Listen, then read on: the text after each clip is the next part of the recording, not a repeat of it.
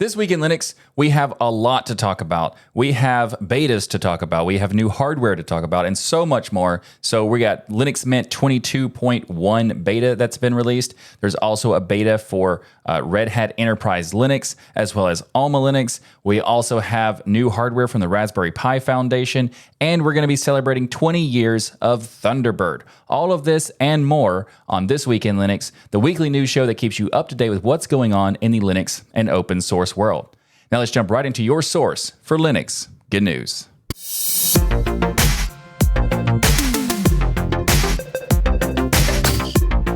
This episode of Twill is sponsored by Sandfly Security. More on them later. Red Hat has announced that the beta version for Red Hat Enterprise Linux 10 is available, so RHEL 10 beta can be downloaded and tested for the next major version of the enterprise operating system from Red Hat. So in the blog post, the Red Hat says that beta test an OS? Really?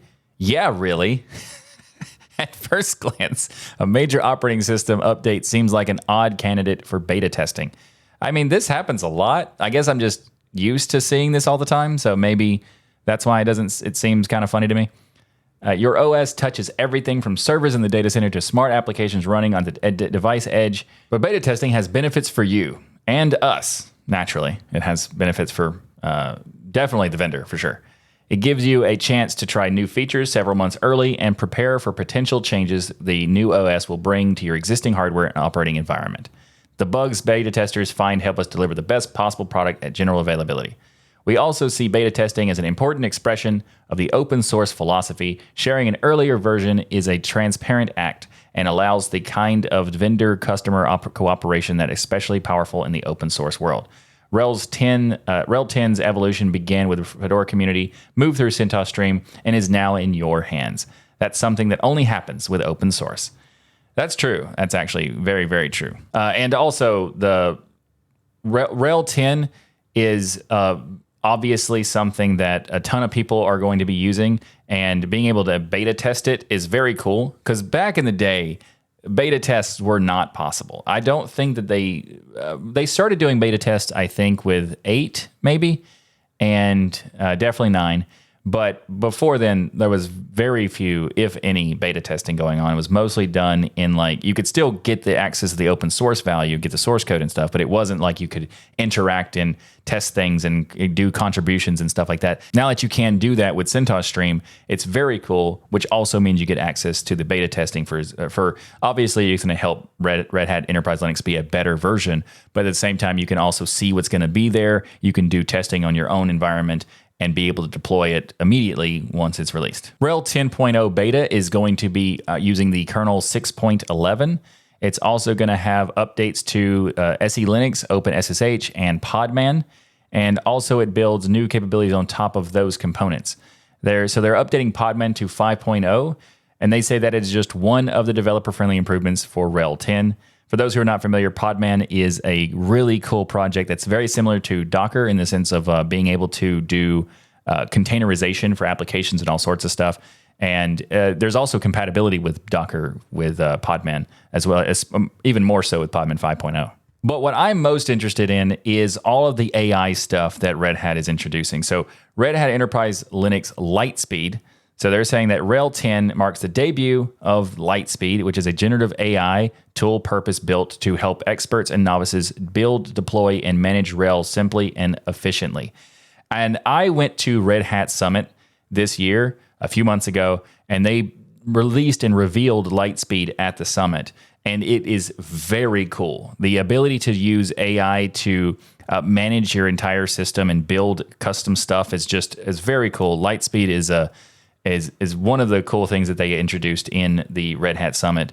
A lot of AI related stuff at the summit, and I think that there's going to be there's also Instruct Labs. That's what it was. Instruct Labs was very cool too, which is basically like using Red Hat AI or RHEL AI to kind of build your own stuff with it. It's awesome. So what does RHEL Lightspeed do? Well, it gives you recommendations and guidance to help you make better tuning and troubleshooting decisions. It can also help you plan and protect your IT infrastructure with a proactive life cycle and security information that's offered at the moment that you need it.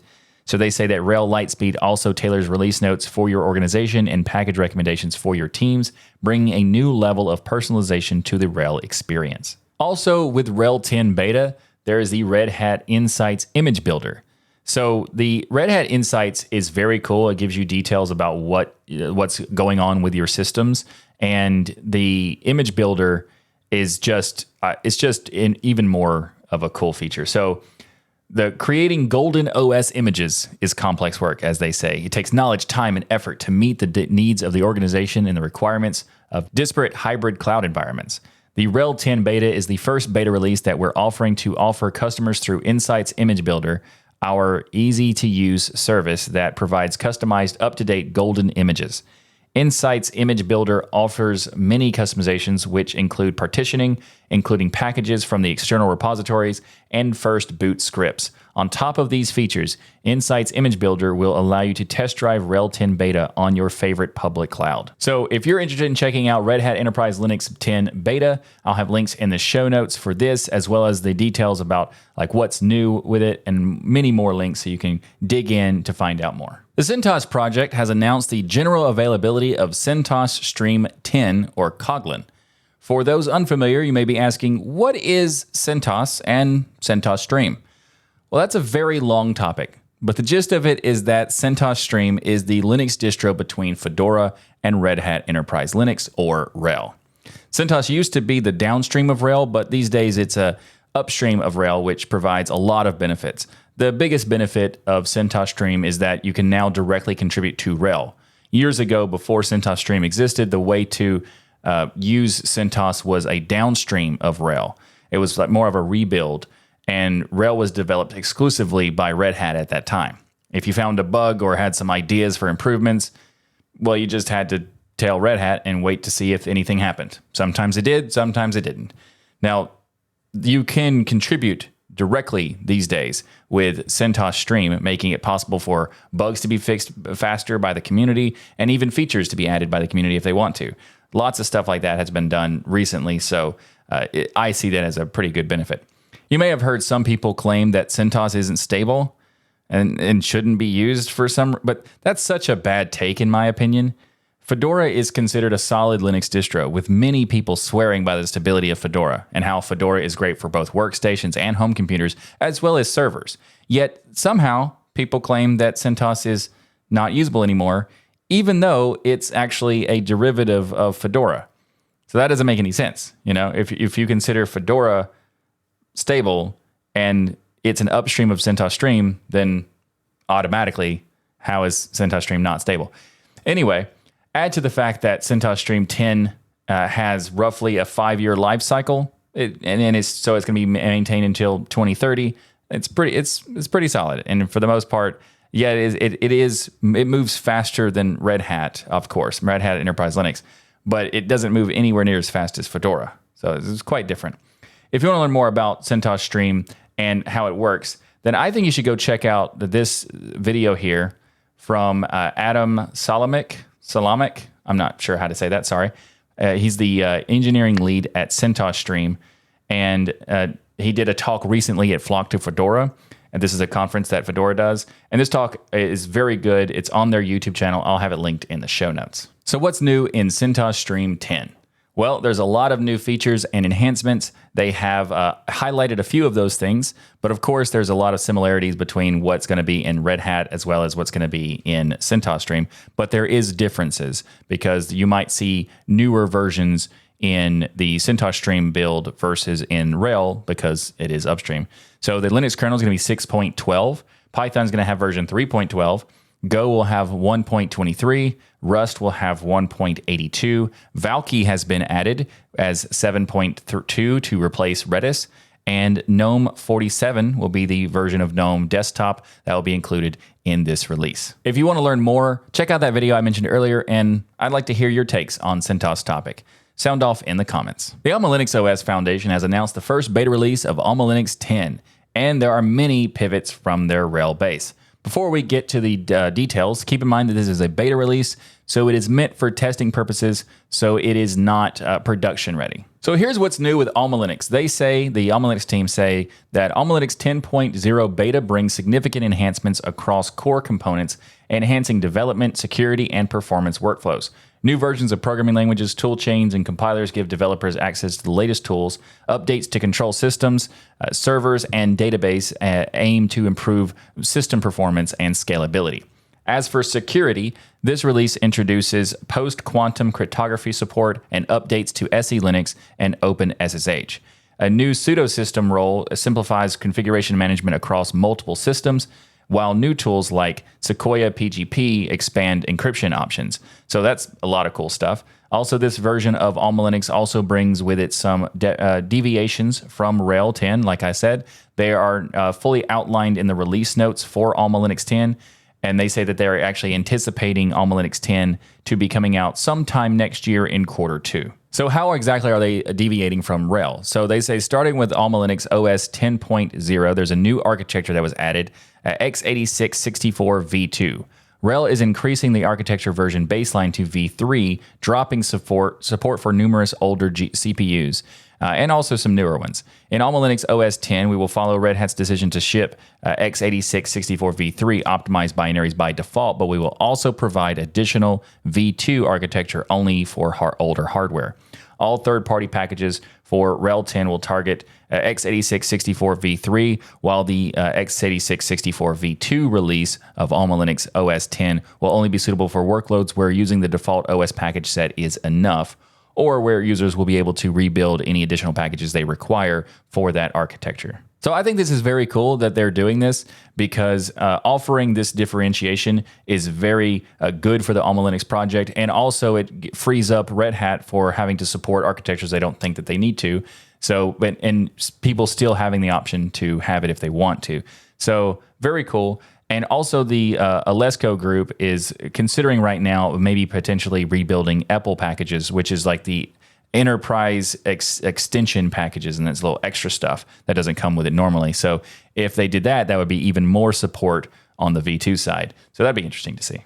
Also, Red Hat decided to disable frame pointers by default, and AlmaLinux has decided to re-enable them by default. So this means that it enables system-wide real-time tracing and profiling to optimize the performance of any workload running on AlmaLinux OS, provided that they would want to use frame pointers. They've also re-enabled SPICE support for both server and client applications. They also are going to have Firefox and Thunderbird in system repositories, which are going to be shipped as RPM packages rather than Flatpaks, because Red Hat is switching those to Flatpaks, as well as a lot of other things to Flatpaks, because it's, you're embracing the Flatpak format. It makes sense to ship only those formats. But if you want to have those RPMs still with AlmaLinux, you can do that. Now, AlmaLinux 10 beta is not to be confused with AlmaLinux Kitten 10, as Kitten is the name of the branch of AlmaLinux based on CentOS Stream, where they do more development. They say that AlmaLinux OS Kitten is designed to serve the development and preparation purposes for the next AlmaLinux OS version. Kitten aims to bring more transparency, engagement, and provide deeper insights into our build process. So if you want to check out more info on AlmaLinux OS Kitten, or if you want to check out the latest beta for AlmaLinux with AlmaLinux 10, you'll find links in the show notes. This episode of This Week in Linux is sponsored by Sandfly Security. You chose Linux for its stability and security, but as threats grow more sophisticated, detecting them in time without putting your systems at risk is more critical than ever. Traditional endpoint agents can cause downtime and performance issues, leaving visibility gaps everywhere. Isn't there a better way? Well, there is. Meet Sandfly Security, the agentless Linux security platform.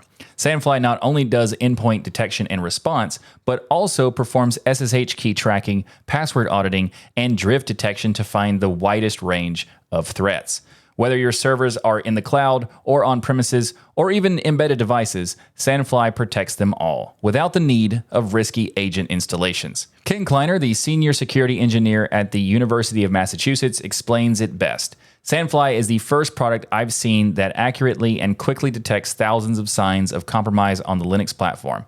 Its unique method automates tasks that would be impossible to perform manually.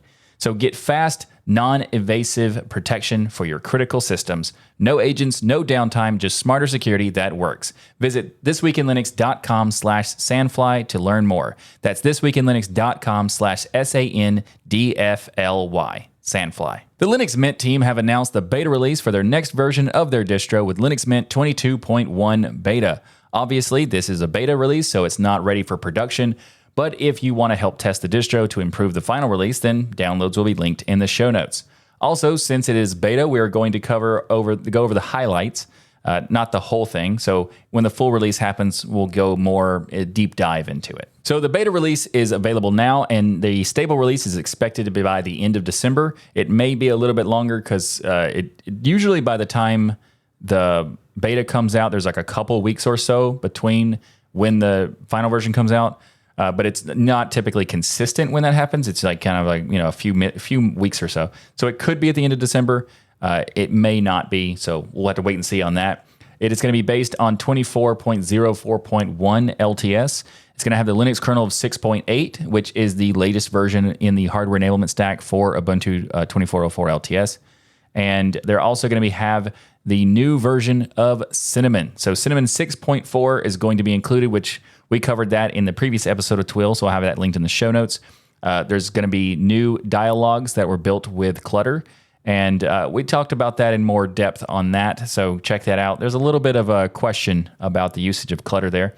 Also, they're going to have improved Wayland support and a new native nightlight feature. So the new Cinnamon theme is going to be included in Cinnamon 6.4 inside of Linux Mint, but it will not be the default.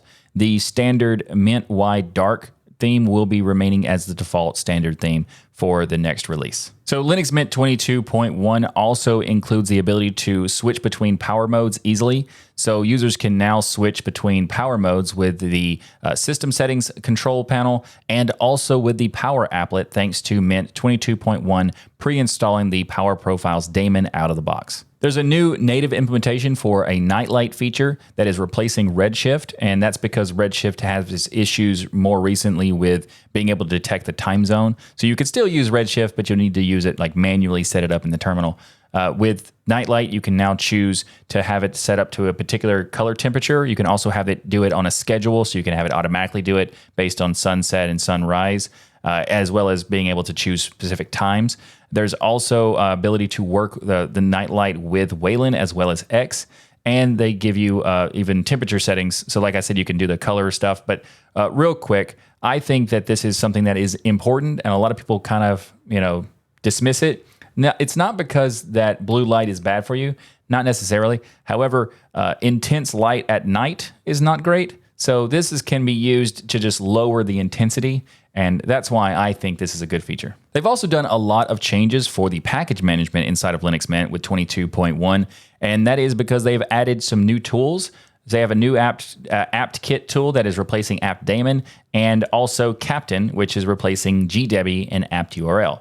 So you will use, anytime you download a deb file and you want to install it, and you double click it, it will open up Captain, and then you'll be able to install it that way. It looks very similar to gdebi. There are some differences in the way they lay out the details, but the process of being able to just click the install button is basically the same. So that's good. I like the fact that they're adding some improvements, but also keeping a very similar experience for people who are just used to that already. Also is a new tool for removing and downgrading foreign packages. Now, what they mean by foreign package is that this refers to packages that were installed outside of the repos. And so this is, you can download a deb package from somewhere and then install it, and that would be considered a foreign package. So you can downgrade these to older versions that are in the repo if you want to. This is likely because some might claim that it is safer to get packages directly from the repository of the distro, and this is a way for, if you accidentally didn't do that, you could go back and change it. That's an interesting idea. However, a lot of people will just want newer versions of it regardless of where it comes from. So there's a balancing act right here to do that. So this is interesting, and I've never seen another distro do something like this in terms of like having an app for this specific purpose. But yeah, Let me know what you think in the comments.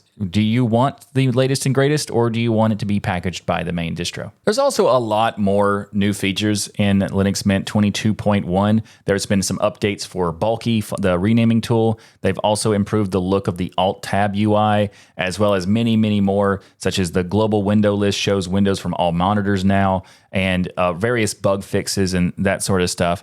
So if you want more information, you can check the links in the show notes for more details, but we're going to go into a much deeper dive in the future with Linux Mint 22.1 when it does come out.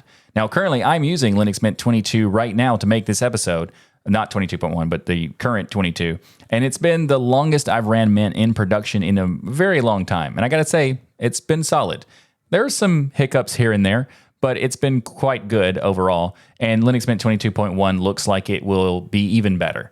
Also, for those who are curious, if I daily drive Linux Mint only, and the answer to that is no. Yes, I do use it, but also I have like 2 or 3 other distros, which is kind of funny because I used to be a person who would only use one distro for years and never change it, and sometimes never even update. But I've actually since changed my ways in that, and also I've restarted my distro hopping ways. So I have multiple distros. Linux Mint does happen to be one of them, though. So we have something to celebrate right now, and that is the 20th anniversary of the Thunderbird email client.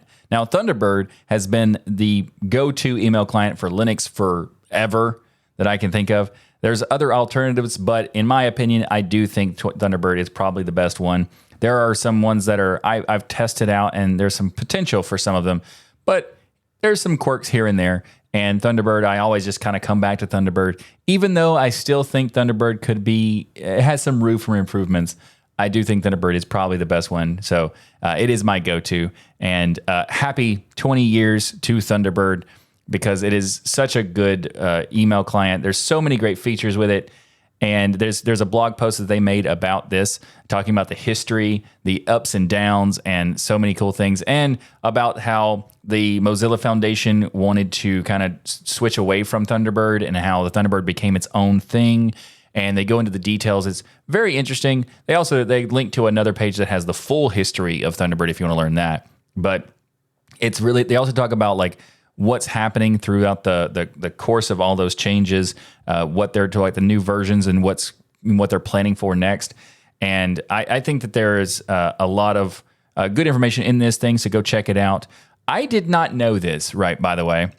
Before Thunderbird was finalized as the project named, it was briefly referred to as Minotaur. I did not know that. I think it's a good choice. Good choice for Thunderbird instead of Minotaur. Yeah. Good choice. But did not know that. So I learned something new thanks to this blog post, and maybe you can too. So check out the link in the show notes if you'd like to learn more.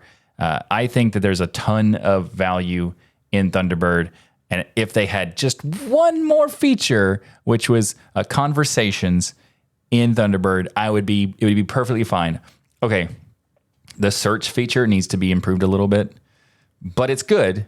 It just needs to be improved, because when you search, it's kind of funny. When you search in Thunderbird, it filters it out like you'd want it to be, but then you click enter like you would naturally are used to doing. It takes you to this completely different thing that's kind of awkward and not what you want, whereas you just want it to filter.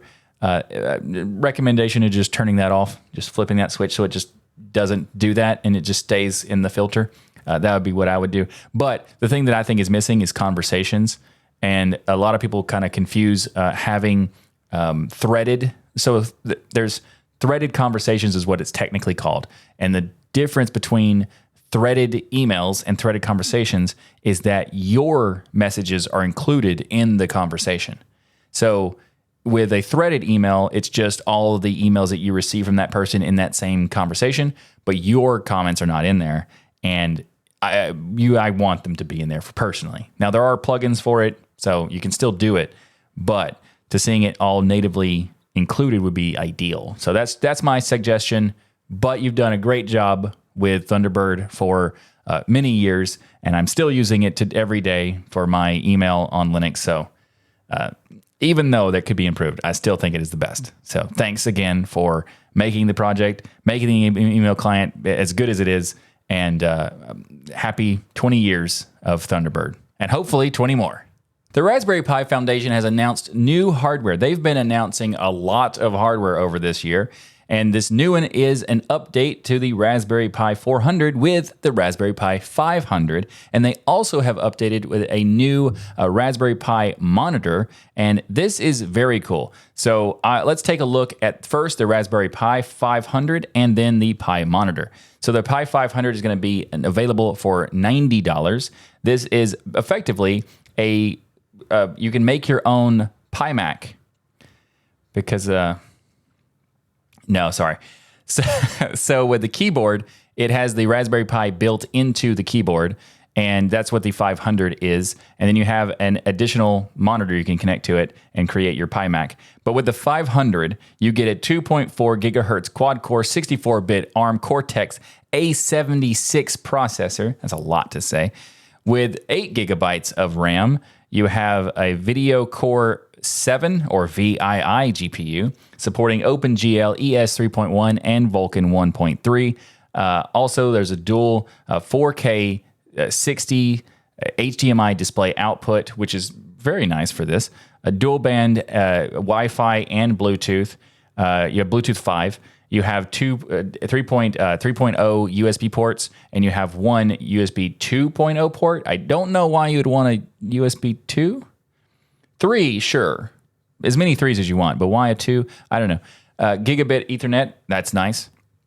And also you get a horizontal 40-pin Raspberry Pi GPIO connector, which is probably the coolest part of it because you get to still do all the benefits of the Raspberry Pi with the GPIO pins, but you get it in the form factor of this keyboard. The Raspberry Pi 500 is priced at $90, like I said, and that includes getting a 32 gigabyte Raspberry Pi branded SD card, and is also available for a $120 version, which gives you like a desktop kit, and that gives you the Raspberry Pi mouse, also a USB-C power supply, 2 meter. That would be very useless as a millimeter. 2 meter micro HDMI to HDMI cable, Raspberry Pi beginner's guide, and you also get, of course, the keyboard. The Raspberry Pi monitor is going to be for $100, and you get a 15.6-inch Full HD, which is 1080p, IPS panel that has a 45% color gamut and 80-degree viewing angle, together with a pair of 1.2-watt speakers in an enclosure that is foldawayable. That's not a thing.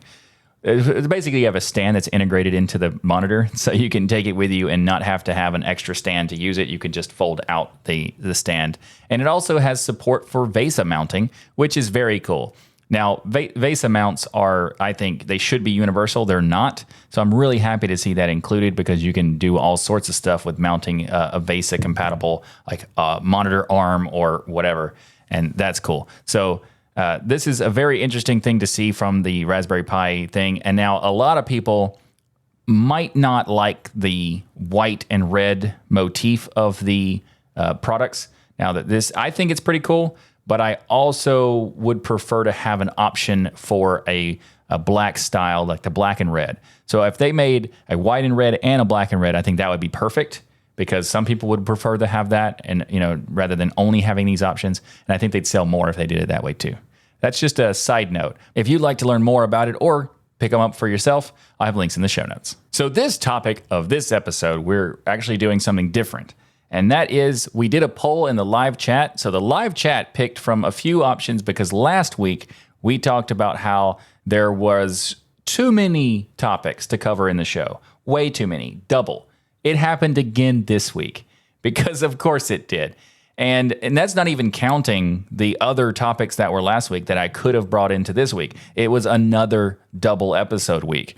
So instead of doing that, because I don't really have time, and this also took a little bit of time, but we did a game in the live stream where there was a poll. So there was 4 options, because YouTube only gives you 4 options apparently now, that you could choose from. So I narrowed it down to 4 potential topics that the live chat could choose from. And the consensus ended with KDE Gear 24.12 is what the live chat wanted. If you'd like to join the live stream in the future, it is on Fridays at 12 p.m. Central, 1 p.m. Eastern. And also just go to thisweekinlinux.com/live and you'll get a update for your time zone because every time it'll be on the YouTube and it'll just tell you what is in your time zone. So you can join us to participate in the polls. We might do this again if it works out. If it doesn't work out, then just come join the show anyway because it is a fun time. And if it does, then maybe we'll do it again in the future. So KDE Gear 24.12 was released this week, and this is the 2024 Fundraiser Edition. So what does that mean? Well, it means they want you to donate because the fundraiser. And this is also really cool because follows up with the whole, last week we talked about how KDE has got a lot of donations from the notification pop-up that happened in the system, which is great. And I'm happy to see that because more and more donations is better because it's going to be able to improve all the different applications and stuff. So let's talk about all those applications because for those who don't know, KDE Gear, actually we had in a live chat, what is KDE Gear? That is the name for the applications of KDE. So like the entire suite of applications is known as KDE Gear. It used to be known as KDE Applications, and then they changed it to KDE Gear. And I don't remember why, but I think it's just because they wanted to. And there you go. So let's talk about it. So the first topic we're going to talk about is Ocular, and Ocular is much more than a PDF reader. It can open all sorts of files, sign and verify signatures of official documents, and annotate and fill in embedded forms. Speaking of which, they implemented support for more types of items in combo boxes of PDF forms and improved the speed and correctness of printing. They also made it easier to digitally sign a document and no longer hide the signing window prematurely until the signing process is actually finished, which is very cool. This is actually something that a lot of people don't think about as being that important for signing, and it is very, very important. Now, I'm pretty sure this is about certificate signing, not necessarily signature signing. Those are two different things. You might not have that as an option in terms of the Ocular. I'm not sure. The last time I checked, it didn't, but maybe it does now.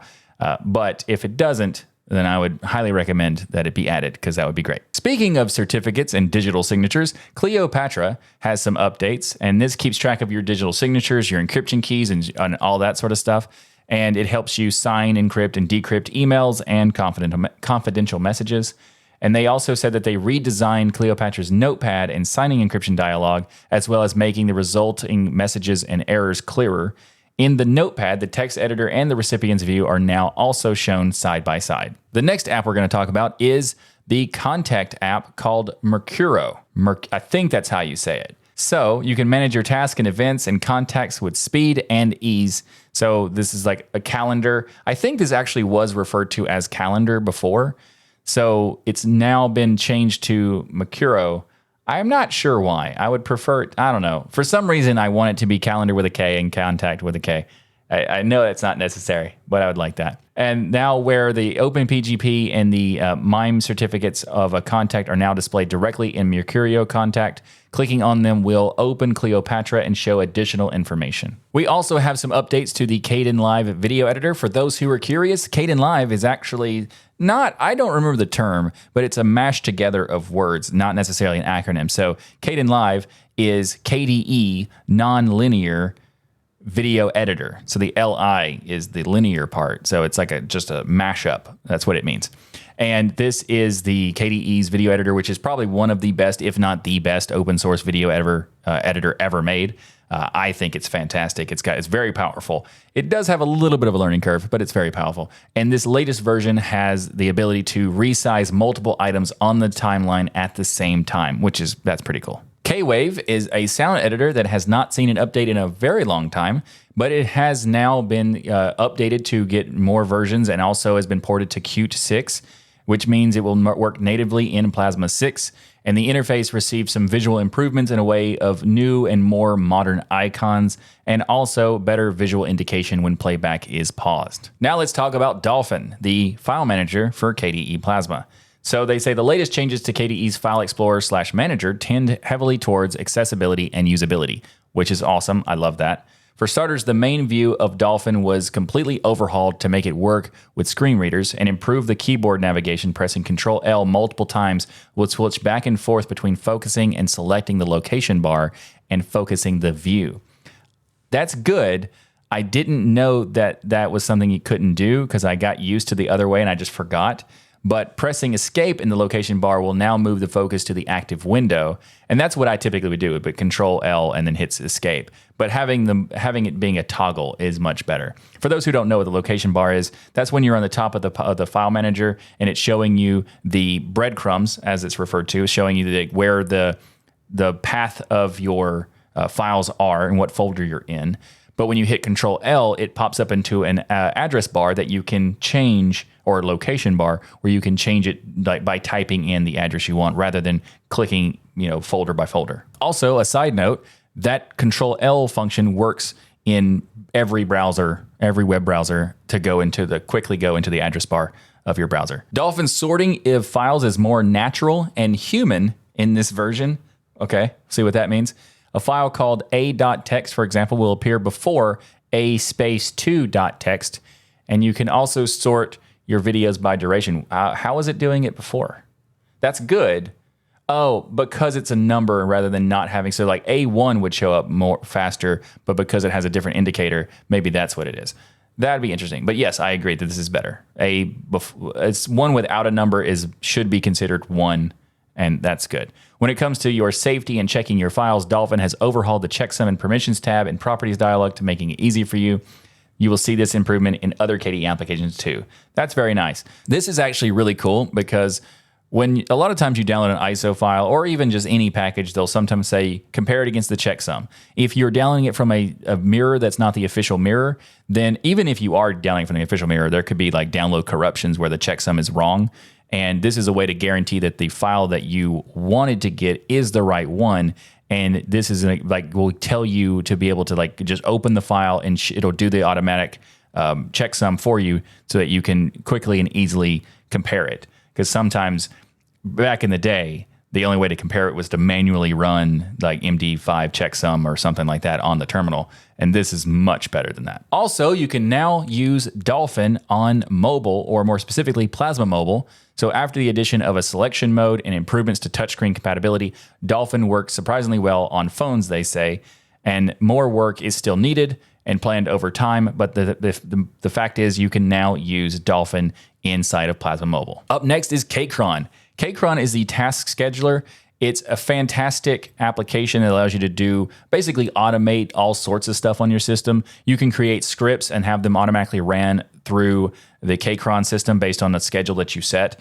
And what's cool about this application is that cron has been around for a very long time, because cron is the scheduling system, but it's typically on the terminal and you would have to know the syntax to use it, whereas Kcron makes it super easy. You just click when you want it to happen, whether it's the day of the month, or you want to do it a weekly thing or every day. There's many ways to do it, and they just make it much simpler. And also they give you the option to do it like when you automatically start your system, you can run these kinds of scripts. So I really like Kcron. So I'm a big fan of the simplification of the task scheduling on Linux, because it's very useful, and every system has cron basically. I don't think there's anything that doesn't have cron. Maybe a distro doesn't have cron. I'm pretty sure they all do. And this is a great way to use that. As a side note, I know that you want to have Kcron named this because of the searchability of the term cron, but I really wish it was cron with a K. Just saying. Up next is one of the best things in the KDE space, and that is KDE Connect. There's a lot of great things, by the way. It's just that good. KDE Connect is awesome. So KDE Connect is a popular app for connecting your desktop with your phone and basically many devices. I've actually connected laptops with my desktops using KDE Connect, and phones and tablets and all sorts of stuff. It allows you to share files, share your clipboards across devices, which is fantastic. Also, you can actually mount your phone on your desktop through Dolphin with KDE Connect, and you can also use your phone as an input device or maybe even a media player, all sorts of stuff. It's fantastic. And also, this release of KDE Gears gets an update to KDE Connect that a lot of people have been wanting for a long time, and that is Bluetooth support for KDE Connect. You used to basically have to do it only on Wi-Fi, and that's fine for the most part, but Bluetooth is much easier because it's more reliable, and you can have things constantly connected rather than making sure you're on the same Wi-Fi. But plus, KDE Connect starts up much faster on Mac OS, dropping from 3 seconds to 100 milliseconds. That is much better. And they've also made some improvements to the look so that they list the different things of like what is connected and what is connectable as different. So I like that. You can also now filter the plugins by searching for stuff, rather than having to scroll through the whole time to see what it is. You can just type it in and filter it all out to quickly make changes if you want to. I like that too. The next one we're going to talk about is Congress, and that is Kongres. And this is a conference companion application, which makes it easier to navigate conferences and events.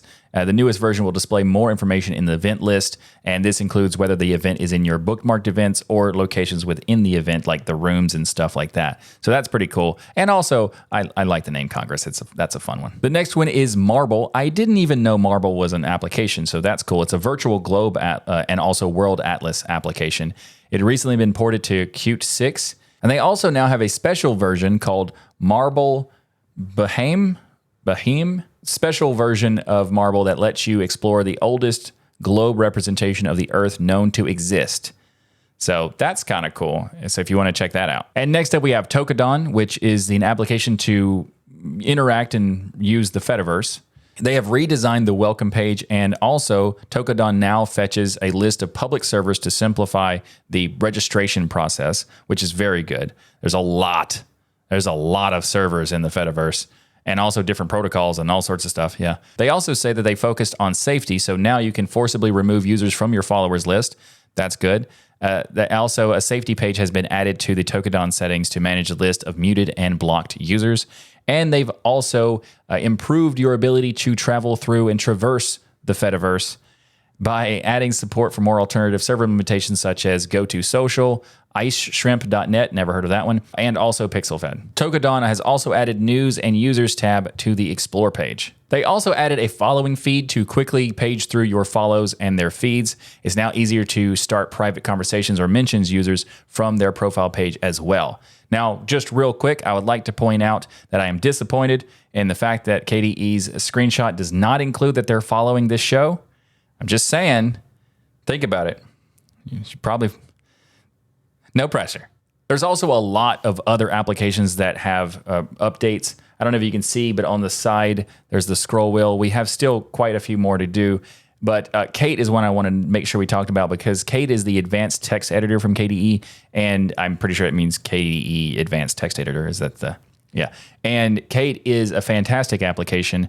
This is not a big update this time, but they have been making tons of interesting updates to the previous versions and stuff like that. So if you've not tried Kate in a while, it's really good. And they've added a lot of modern developer tools like multiple cursors and all sorts of stuff. So check that out. So if you'd like to learn more about what's in the new KDE Gears application suite, for 24.12, I'll have links in the show notes. And if you want to check out the various applications we talked about, you can get them from your repository. They're pretty much available in all of the repositories. And also you can get stuff from snaps and Flatpaks. And if you want to get the more up-to-date stuff like the latest versions, they're probably best to get them from the Flatpaks or the snaps because they're more up-to-date. And the distro versions might be a little behind depending on your distro. Though... some of them make more sense to be waiting for the distro, like maybe Dolphin, for example, which is integrated into the system. But other ones, like the, Kdenlive or the KDE Itinerary app and that sort of stuff, you could just get the Flatpak of that. Thanks for watching this episode of This Week in Linux. If you like what I do here on the show and want to be kept up to date with what's going on in the Linux and open source world, then be sure to subscribe. And of course, remember to like that smash button. If you'd like to support the show and the Tux Digital Network, then consider becoming a patron by going to tuxdigital.com/membership, where you can get a bunch of cool perks like access to the patron-only section of our Discord server and much, much more, like access to the patron-only post show that happens every week after the show. And also, you get to be the decider if there's ever a tie on this poll thing that we just started doing. Because this week there was a tie. It was basically a tie between two topics, and then it sort of kind of twisted a little bit, and at the last minute, the patron stepped in to make the decision, which also almost ended in a tie, but they came through, and we picked the KDE Gear. And you can also help participate in that if you want to by just becoming a patron and get access to the patron-only perks, which includes that apparently now, tuxdigital.com/membership. You can also support the show by ordering the Linux Everywhere t-shirt or the This Week in Linux shirt at tuxdigital.com/store. Plus, while you're there, check out all the other great stuff like hats, mugs, hoodies, stickers, and so much more, tuxdigital.com/store. I'll see you next time for another episode of your source for Linux Good News. Thanks again for watching. I'm Michael Tennell. I hope you're doing swell. Be sure to ring that notification bell, and until next time, I bid you farewell.